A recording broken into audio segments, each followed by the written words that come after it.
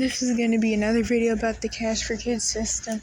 I can't really remember exactly what video these are from, but I'll probably be able to find it.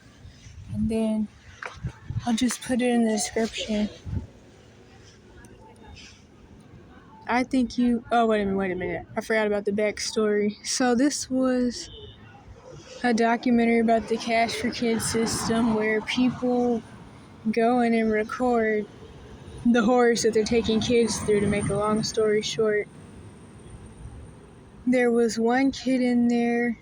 This is the video, I think it is anyway. There was one kid in there whose mom got him put in there and then tried to play the Karen mom role because I think he was smoking weed, but what I do really remember is that he would get mad sometimes and punch some holes in the walls.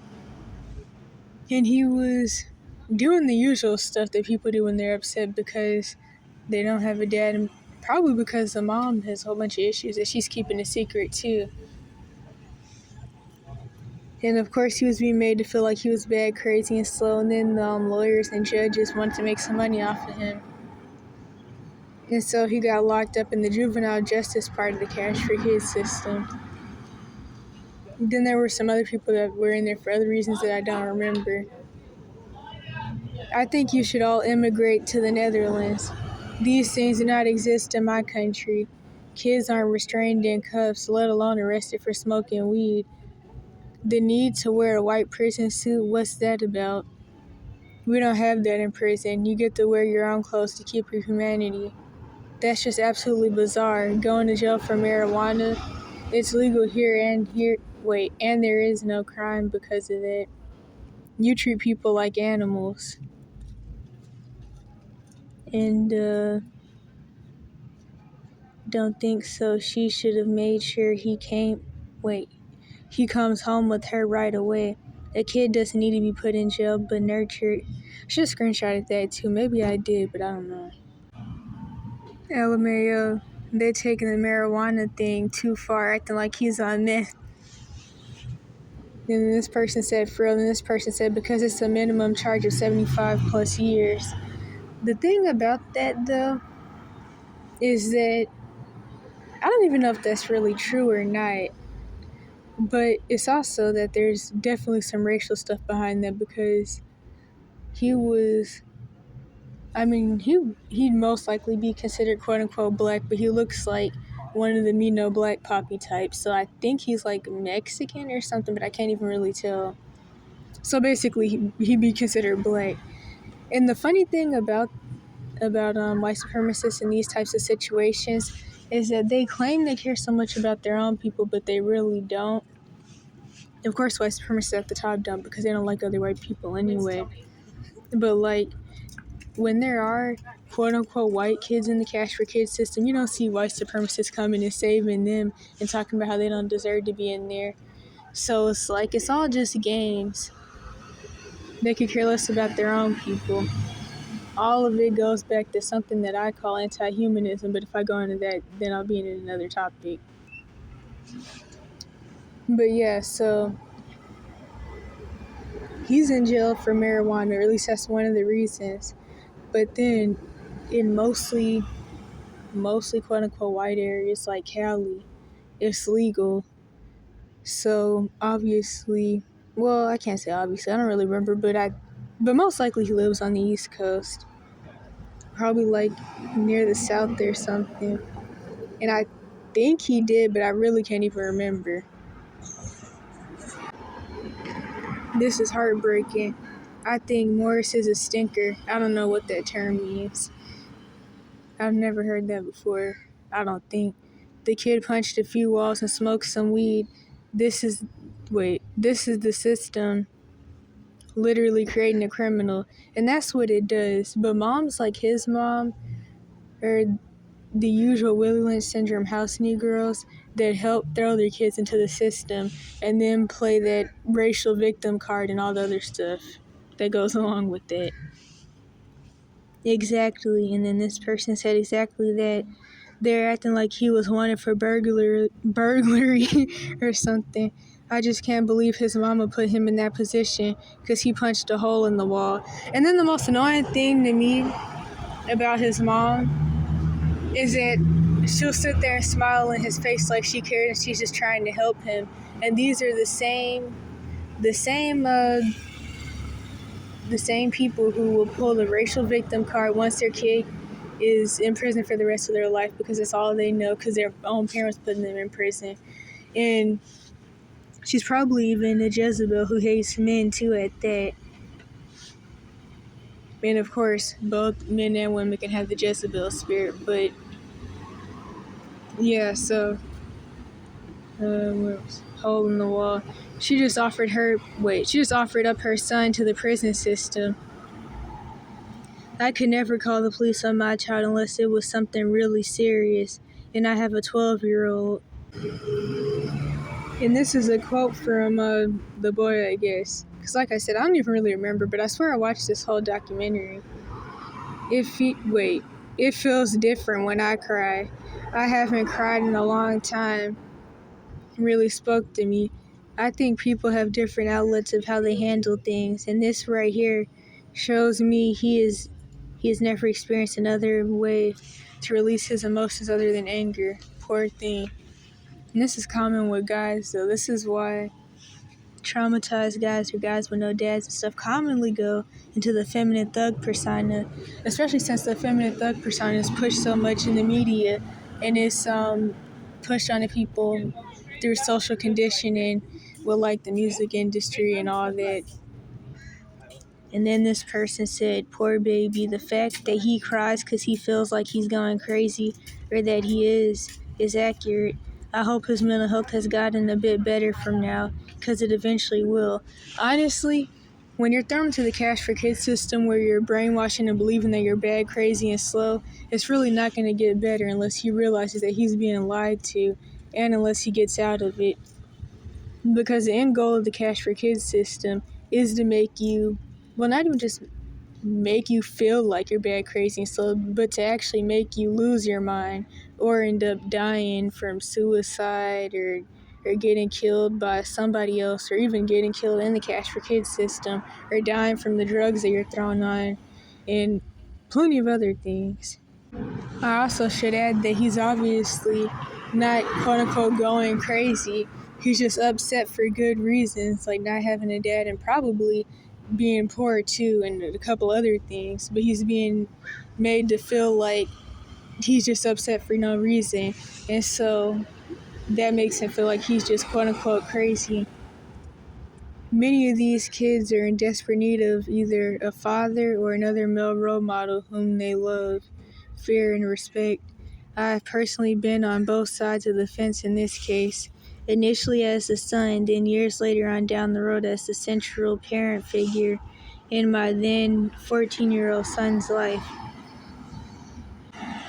And then this person said, yes, he had me shedding a tear for him. Thank God he has a supportive mother. If he had a supportive mother, he wouldn't even be in this situation or in this documentary that's making money off of showing how they torture kids. I'm a single mom, and I went through the same stuff with my son when he was young. They put him in juvie. He hooked up with older boys that had done worse crimes. He looked up to them, thought they were cool, only made matters worse. And that's what happens.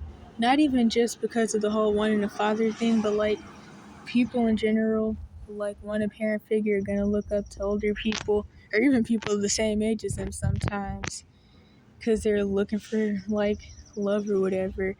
But if they're like falling into the feminine thug persona trap, the people that they're gonna look up to are gonna be guys that are either the same age or older who are into a whole bunch of mess because they're still broken and in the feminine thug persona themselves, which the music industry plays a good role in this with their social conditioning, where they have people trying to be like these the feminine broken turned out guys who are sold out to the industry by their own parents, where they had to be sodomized and all types of stuff just to get into a false what is it called? What's the word? I don't know, to give people a false perception of success. And in reality, they really don't have anything anyway because they're record labels and the Jimmy Iovine type people own all their money and all that. But that's kind of another story. But yeah, so this is common. Also, like, since being homeless, like I see a lot of guys or boys or whatever who run after older boys or older dudes who get them into drugs and a whole bunch of other stuff. And it's really sad to see, but that's how things go though. I'm trying to figure out where I was at. He spent his teenage years going in and out of juvie and then spent his 20s in and out of jail. And that's how these systems work too. Especially with the Cash for Kids system. You go in once, and then because you don't know anything else, and you get so broken down in these institutions, and used to being in there, not being able to do anything, and being told when you can shower, and when you can eat, and what you can eat, and when you can use the bathroom. And then since you don't know anything else, you just fall right back into the systems in different branches of it, and you can get stuck in there or die in there. And I'm glad to say he's now 31, has a wife, 2 children, and hasn't been in jail for the last 8 years.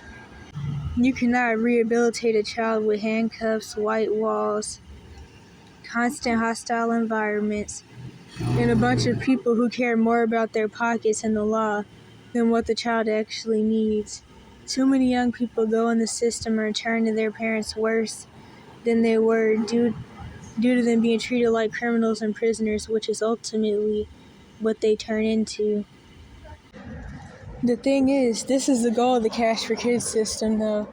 Because like I always say and have been saying for years now, child abuse is an agenda, not a coincidence. And it all goes along with the communist society's plan to turn out and traumatize the kids, and they never become functioning adults that can think for themselves. So their goal is to have a whole bunch of messed up people running around doing all types of things.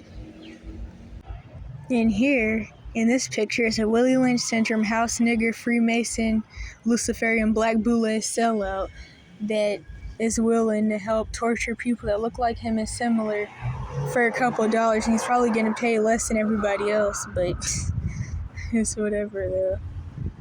So, anyway, this person said, "Is it just me, or does it seem like the staff/officers wanted him in jail? Like they're enjoying watching him go through all this?"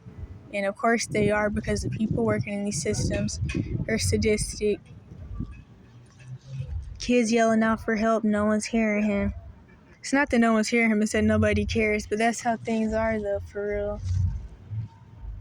And just like I used to say in a lot of my other videos, maybe more so on the Evidence channel, but the thing is, abused kids are rarely going to say, "I wish somebody knew." They're always going to say, "I wish somebody cared," but people really don't care though. Then this is a comment that I seen on another video. I don't remember which one, but if I find it, I'll put it in the description. This person said, "My parents say they're going to throw me in juvie if I keep stealing food from them. I don't understand why I'm not allowed to get food from them."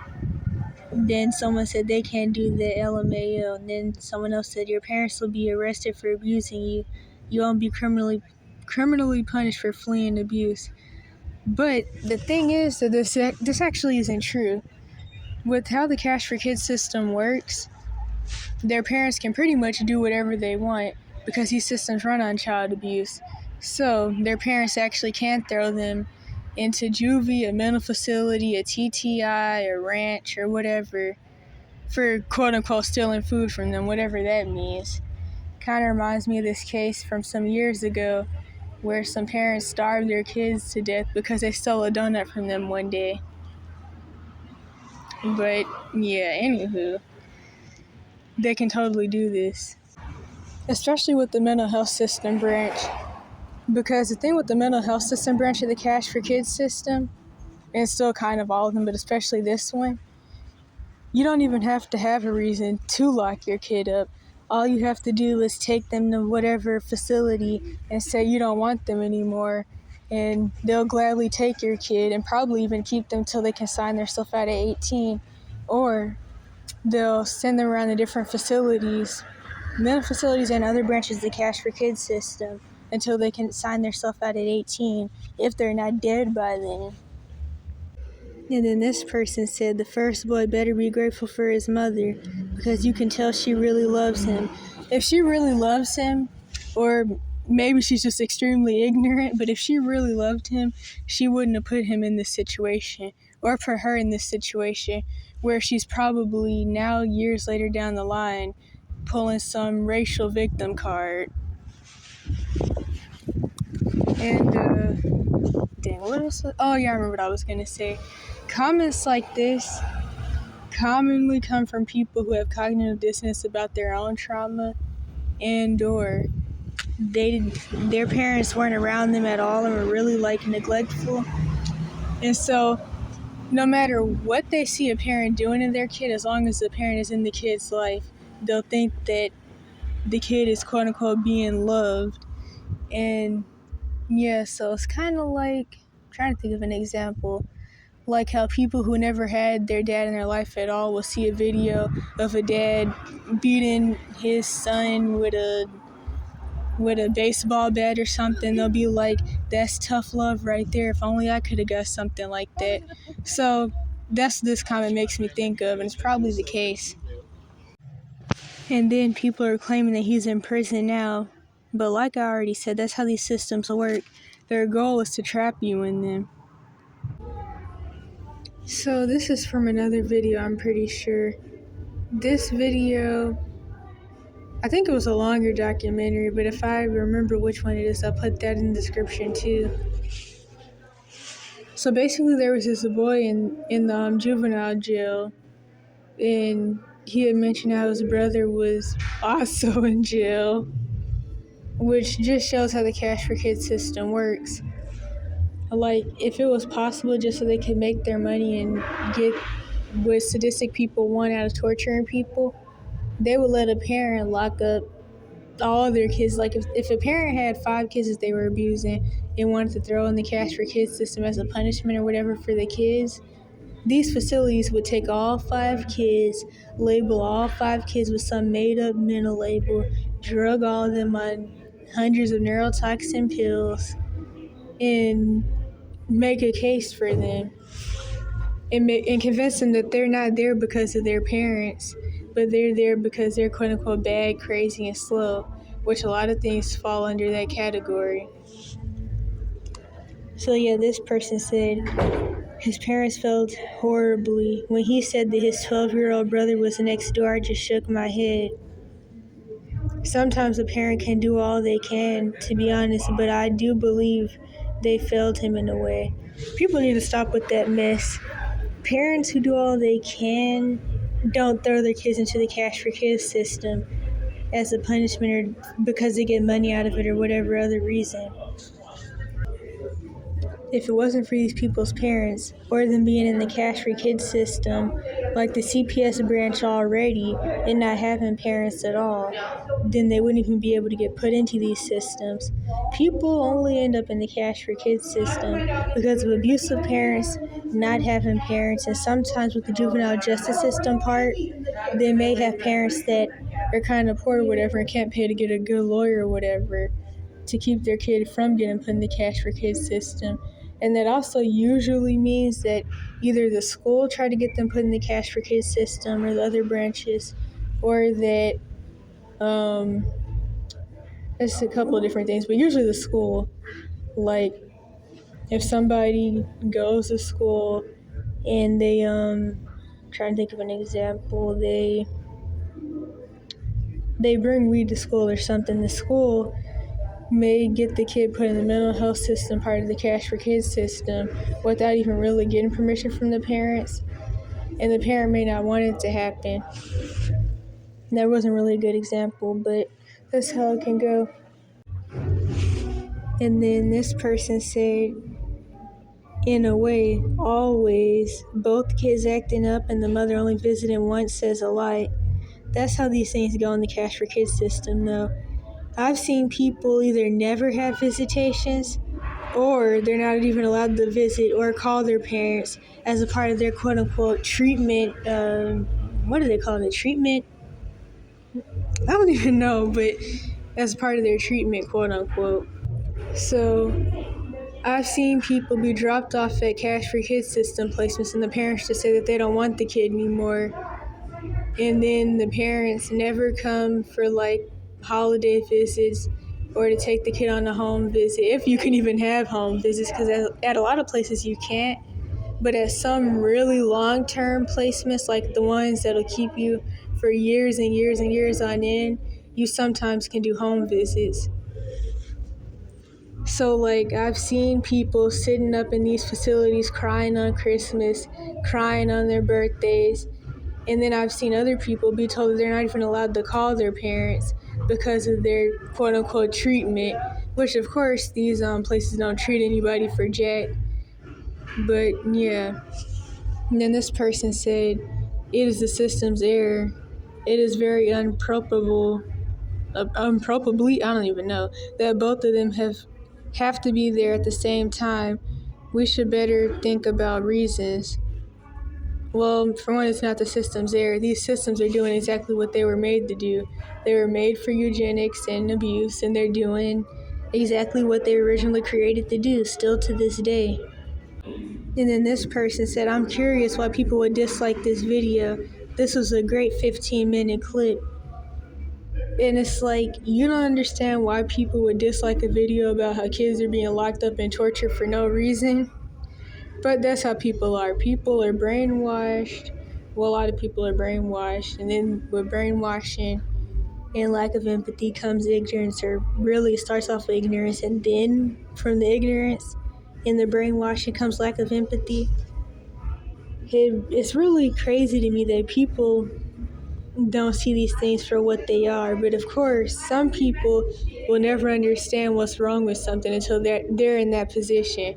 So this person probably would only understand what's actually wrong with these situations if they were the one locked up behind four walls for years of their life for no reason.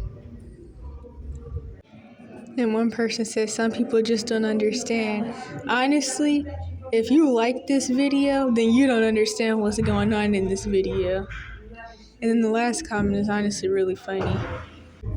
And here, the people who made and uploaded the video said, thanks, Bobby. We don't mind the thumbs down too much. We know it can mean different things. We also know we can't always please all viewers. We try hard to bring everyone a diverse array of videos because we feel all these stories are important in one way or another. Thanks for watching and commenting. Happy you like this one. So the fact they're talking about pleasing all the viewers just shows that they just see them recording kids being locked up and tortured as content. That's all it is.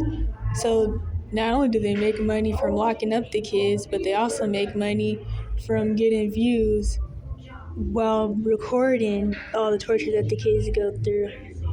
And I decided to throw this in here because it kind of goes along with stuff that I talk about all the time, like how when people under 18 or people in abuse situations defend themselves, they end up in jail serving long sentences and life sentences and getting thrown into adult prison. Or when kids end up in jail even for no reason, which I mean, defending yourself still isn't a good reason, but for no reason at all, they still get treated like crap and like criminals, basically. But people like this dude who just run around looking for new people to molest every other day, or every day, don't even, well, I mean, he actually did get charged, but like I say all the time, molesters commonly don't even get charged, and so they get to molest one kid and then go to another family and molest some more kids and then have their own kid with somebody that they can groom and marry,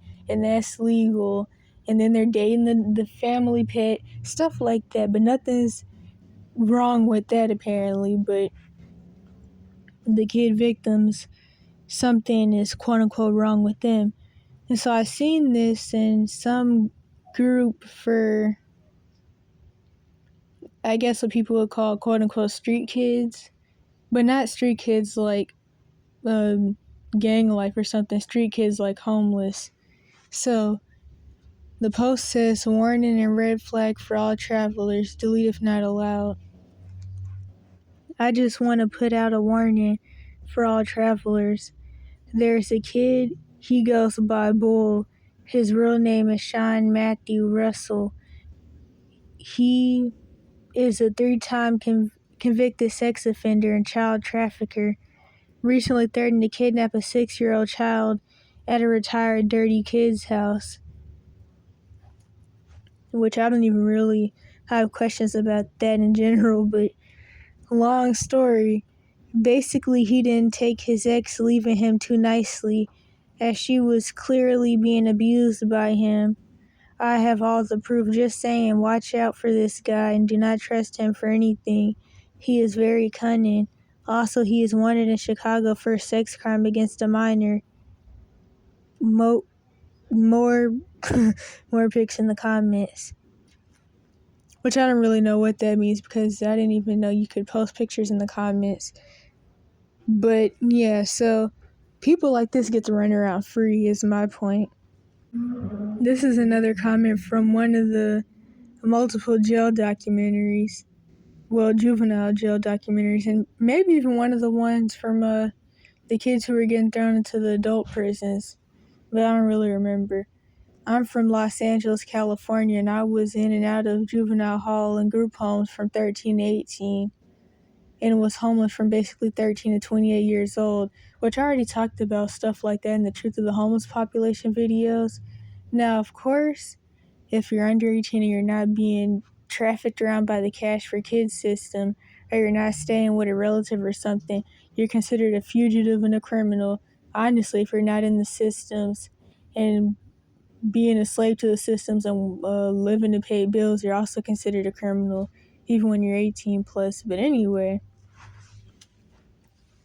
if police or whatever find you, you will be thrown into jail and other parts of the Cash for Kids system. But something that I noticed, not just from what the police kept trying to do to me from being in Cali, but even like stories I heard of other people who were homeless abandoned kids that got thrown into jail for no reason just because they were a homeless kid and the police could. That's common in the West Coast, and I guess that's why the West Coast has really coined the term street kids, which, to make it clear, this has nothing to do with gangs like you would commonly hear about on the East Coast. Street kids, the term in the West Coast is really for homeless kids who either ran away or were abandoned by parents. And of course, the U.S. tries to pretend that that doesn't even happen here, but yeah, so anyways, I've been through a lot and seen a lot. I've resonated with this documentary because I can relate to their struggles. Wait a minute, was this from the juvenile videos or was this from something about being homeless? I can't even remember now, because now I'm thinking about it. Fast forward to today, I'm no longer homeless, my rent is paid up for a year. I have a BMW X6 that I paid all cash for. See, that's materialistic though. I mean, I get that they're trying to like say that things can get better, but like going from not having anybody to having material things, it doesn't really make a difference. I feel like having real people around and having real family would mean more. Not saying you have to be like struggling and searching for your next meal, but yeah, anyway. Paid all cash for at the dealership and my life is way better. I'm blessed, and if you're reading this and going through a similar situation, I just want to say keep going and never give up. There's definitely light at the end of the tunnel. Love you. That's all fine and dandy, but it's hard to keep your head up when you're being trafficked and drugged and labeled through the Cash for Kids system and being brainwashed into believing you're bad, crazy, and slow. And you're not even allowed to do anything to make your life better because you're locked up. Now, the difference between jail and other parts of the Cash for Kids system, or at least most, I don't know if I could say most, but some of the jails, is that you can go to school there, But in ranches, which is a part of the TTR branch of the Cash for Kids system, commonly even in the foster care branch and in the mental health system, you can't go to school. Not to mention, some people may feel like there's no point in even going to school if they know they're going to be locked up for the rest of their life and they may not even make it out. And then it's like, you get the degrees and stuff, but you come out with too much trauma, and then the jobs don't even want to hire you. And then, not to mention, not even really knowing how to function in society, which is why people will come out of prison with degrees and they'll be, what is it called? I don't even know, certified as a lawyer, whatever you call it. But due to all the issues that they got from being in prison and even their trauma before that, they can't even get a job in what they got a degree for anyway. Sometimes, I mean, it's good to be hopeful, but I'm just saying it's hard to be hopeful about anything and be locked up at the same time. This doesn't even have much to do with the topic, but I just wanted to add this in here because it's somewhat related, since Gypsy Rose Blanchard went to jail for defending herself even though she shouldn't have. And so this is, I don't know, I guess you could call it a debate, but I'll call it a crappy conversation I was having under a video somebody made about people needed to leave Gypsy alone or something like that. And so this person responded to me because I said that she was defending herself against her mom because she was going through Munchausen by proxy. And they were like, no, there are people that totally believe that the MBP is a defense, as no one was diagnosed with it, not even Gypsy or Dee Dee. I think Gypsy was in on the con. First of all, there's no reason for somebody to be in on the con that they get nothing out of. You get nothing out of being locked in the house, drugged on all types of drugs you shouldn't be on. And then when you're under 18, you can't even claim an SSI check. The parent gets it. So, like, there's no point. There's so much I can say about this. And, of course, the mandated reporters and all the doctors aren't going to diagnose her mom with a Munchausen by proxy because this is how these systems make their money. In fact, I was going to make a video about it, but I didn't. I had talked to that old counselor I used to have, the one that my mom cut off, and she threatened the counselor and everybody that worked there because she felt like they called CPS on her for the Munchausen by proxy, as well as all the other things that were going on. So yeah, I talked to this counselor again a few weeks ago, still trying to see if I could get some type of report or something now that I'm 18, and it went really, now I'm kind of dissociating, it went really left. And so basically, she did that usual manipulative bullcrap that mandated reporters like to do, and she was like, well, I mean, I don't even have enough info to even diagnose you with Munchausen by proxy and all that bullcrap. So yeah, even in the situation that I was previously in, mandated reporters would come to me about how they don't believe anything my mom says, but of course, like the usual, they never did anything, but they also would never diagnose Munchausen by proxy, which I didn't even know that it had to be quote-unquote diagnosed until I had this conversation with the counselor a couple weeks ago, and she went on this manipulative no accountability rant about how she couldn't diagnose Munchausen by proxy because, quote unquote, your mom dragged you away from me before I could even really get to know you. But yeah, so of course they're not going to diagnose Munchausen by proxy because they make money off of this. And if she would have been in the mental health system, branch of the Cash for Kids system, and if that's where she would have been getting all of her Munchausen labels, it would have been even worse. But I mean, it seems like medical doctors also don't take accountability either, which is kind of weird because the mental health system, branch of the Cash for Kids system, specifically runs off of child abuse and Munchausen by proxy, and they are Munchausen by proxy because they create the issue.